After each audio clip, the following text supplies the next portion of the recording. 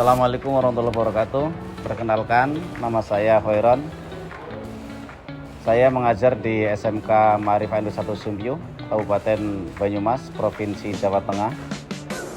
Saya adalah mahasiswa PPG dalam jabatan PIT 1 tahun 2025.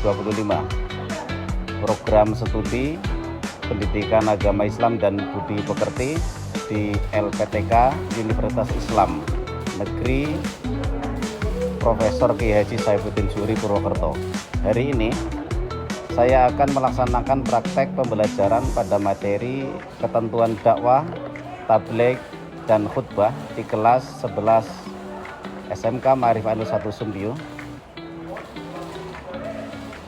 dalam rangka penilaian uji kinerja PPG dalam jabatan PIT 1 tahun 2025. Terima kasih dan selamat menyaksikan. Assalamualaikum warahmatullahi wabarakatuh. Assalamualaikum warahmatullahi wabarakatuh. Waalaikumsalam warahmatullahi wabarakatuh. Bismillah, alhamdulillah, salatu ala rasulillah Muhammadan. Baik, teman-teman sekalian, sebelum kegiatan belajar mengajar kita mulai, mari kita buka dengan bacaan basmalah bersama-sama. Bismillahirrahmanirrahim. Terima kasih. Bagaimana kabar anak-anak hari ini? Alhamdulillah, luar biasa. Allahu Akbar. Untuk pengecekan kehadiran siswa, ada yang tidak hadir hari ini? Apa anak? Atas nama?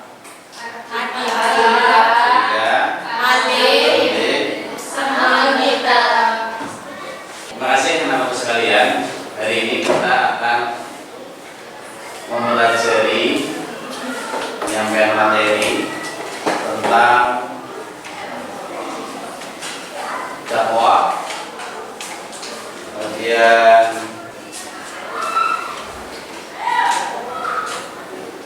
khutbah dan tabligh.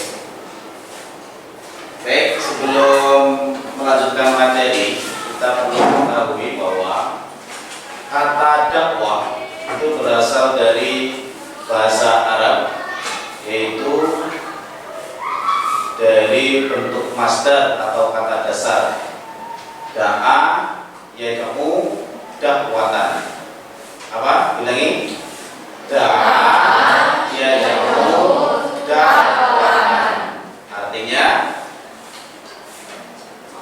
mengajak, memanggil, dan menyeru untuk hal-hal tertentu. Ya. Orang yang melakukan pekerjaan dakwah disebut dai jika laki-laki. Kalau perempuan daiyah.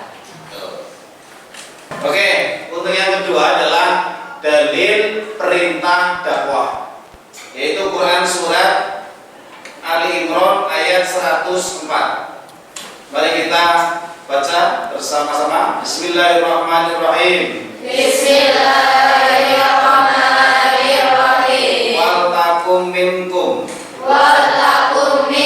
ummatun yad'una ilal khairi wa ya'muruna bil ma'rufi wa yanhauna 'anil munkari wa ulaika humul muflihun. Artinya dibaca nih Pak. Artinya, dan hendaklah di antara kamu ada golongan orang yang menyeru kepada kebajikan, menyuruh atau berbuat yang ma'ruf, dan mencegah dari yang munkar, dan mereka itulah orang-orang yang beruntung. Quran surat Al-Imran ayat 104. Baik, itulah dalil di mana kita diperintahkan untuk berdakwah, mengajak berbuat baik dan mencegah perbuatan kemungkaran. Kemudian yang selanjutnya Contohnya ada berdakwah. Yang pertama, dakwah dengan cara hikmah. Yang kedua, dakwah menggunakan cara mau'izatul hasanah atau nasihat yang baik. Kemudian yang ketiga, dakwah dengan cara mujadalah, yaitu diskusi atau tukar pikiran yang berjalan secara dinamis dan santun dengan berbagai pendapat orang lain. Kemudian yang keempat atau D, dakwah melalui teladan yang baik atau uswatun hasanah. Uswatun hasanah artinya suri tauladan yang baik. Materi berikutnya yang kedua yaitu khutbah. Apa? Merujuk secara bahasa, ada beberapa pengertian tentang khutbah. Yang pertama, khutbah jika berasal dari kata mukhotobah berarti pembicaraan. Kemudian yang kedua berarti perkara besar yang diperbincangkan. Kemudian yang ketiga, memberi peringatan pembelajaran atau nasihat dalam kegiatan ibadah. ya. Kemudian yang keempat, menyampaikan pesan tentang takwa sesuai dengan perintah Allah dengan syarat dan rukun tertentu.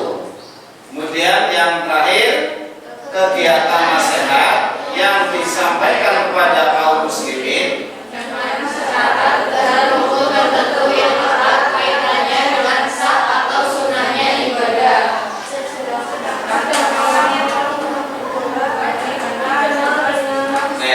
Jadi cukup untuk pengertian khutbah. Syarat khotib. Khotib yaitu orang yang menyampaikan khutbah. Orang yang menyampaikan khutbah disebut Khotib. syaratnya ada berapa? 7. Yang pertama, Islam, sudah balik dan berakal Sehat. Kemudian yang B, Mengetahui syarat, rukun, dan sunnah khutbah. kemudian yang C, Suci dari hadas, baik badan maupun pakaian, serta auratnya tertutup. D, Takbir dan fasih saat mengucapkan ayat Al-Quran dan hadis. kemudian yang E, Memiliki akhlak yang baik dan tidak tercela di mata masyarakat. F, Suaranya jelas dan dapat dipahami oleh jamaah. dan yang terakhir. Berpenampilan rapi dan sopan. Nah, itu syaratnya, ya. Kemudian kita lanjutkan rukun khutbah. Yang pertama membaca hamdalah pada kedua khutbah. Kemudian yang B membaca sholawat kepada Nabi Muhammad. Sallallahu alaihi wasallam. Kemudian yang C Berwasiat tentang takwa. kemudian yang D Membaca satu atau beberapa ayat suci Al-Quran pada kedua khutbah. ya. Kemudian yang E berdoa pada khutbah kedua untuk memohon ampunan, kesejahteraan dan keselamatan kaum muslimin dan muslimat baik di dunia maupun di akhirat. Itu harus dibaca oleh seorang khotib. Kalau tidak dibaca, maka khutbahnya tidak sah, terutama khutbah Jumat. Ada beberapa khutbah yang wajib atau sunnah dilantunkan, disampaikan. Yang pertama jelas khutbah Jumat. Yang kedua khutbah Idul Fitri, Idul Adha. Kemudian khutbah sholat gerhana matahari dan gerhana bulan. Itu juga ada khutbahnya. Kemudian yang selanjutnya khutbah ketika wukuf di Arafah.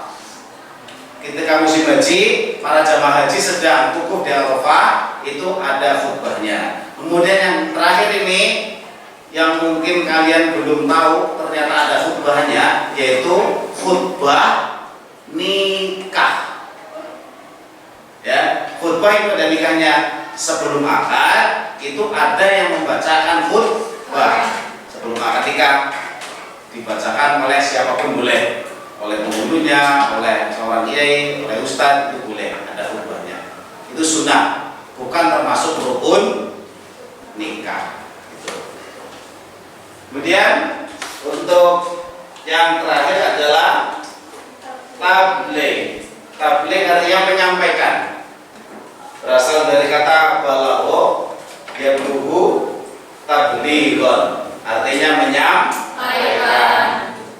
Seorang mubaligh, jika laki-laki disebut mubaligh, kalau perempuan disebut mubalighoh. Hampir sama dengan dai atau daiyah, menyampaikan sesuatu yang baik dan mencegah sesuatu yang tidak baik. Tapi cara berdakwah itu harus kita ingat, yang namanya berdakwah itu kan mengajak berbuat baik dengan cara yang baik, mencegah kemungkaran juga dengan cara yang baik, tidak boleh dengan cara yang tidak baik, dengan cara yang mungkar.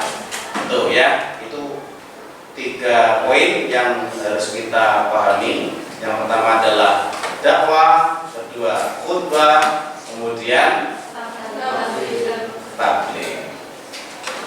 Terus selanjutnya mungkin ada materi yang belum kalian pahami. Ada yang mau bertanya, silakan angkat tangan. Baik, silakan. Mbak siapa? Mbak Atik, silakan pertanyaan Mbak Atik. Izin bertanya, bagaimana hukumnya bagi orang yang berbicara ketika khatib sedang berkhutbah? Oke, pertanyaan yang bagus. Yang pertama yang sangat bagus, silakan tepuk tangan. Ini perhatian untuk laki-laki, karena laki-laki itu ketika atau menjalankan sholat Jumat itu hukumnya wajib ain. Wajib ain itu wajib yang bersifat individu, tidak boleh diwakilkan. Kalau perempuan sholat Jumat sunnah. Hadisnya, idza qulta li sahibika yaumal jum'ati ansib wal imamu yaktubu faqad laghor. Apabila kalian berbicara atau mengatakan diamlah kepada teman di sebelahmu, sedangkan imam sedang melantunkan atau menyampaikan isi khutbah, faqad laghor, sesungguhnya kalian telah berbuat sia-sia. Ya, Jumatannya sia-sia, tidak sah. Sekarang pertanyaan dari saya, ya, pertanyaan dari saya. Urutan saja. Sekarang tanggal berapa? Nah, absen urut 28 siapa? Ya. Sebutkan rukun khutbah yang pertama. Rukun khutbah yang pertama adalah membaca hamdalah. Hamdalah. Kemudian lanjut sebelahnya. Rukun khutbah kedua adalah membaca syahadat. Membaca syahadat. Kemudian yang ketiga. Rukun khutbah yang ketiga adalah membaca salawat. Belakangnya, Bayu. Rukun khutbah keempat membaca 1 ayat suci Al-Quran. Sudah? Nah, an-nada itu kan yang wajib dibaca ketika khutbah pertama. Kemudian ada lagi yang wajib dibaca ketika khutbah kedua.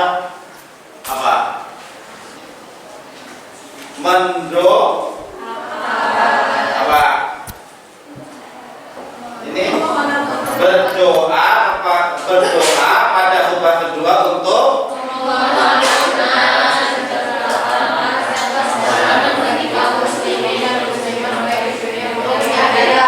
berarti ada 5 ya. Oke. Untuk hari ini materi terkait dengan khutbah, tabligh maupun dakwah kita cukupkan. Semoga bermanfaat. Kurang lebihnya mohon maaf. Kita tutup dengan bacaan alhamdulillah.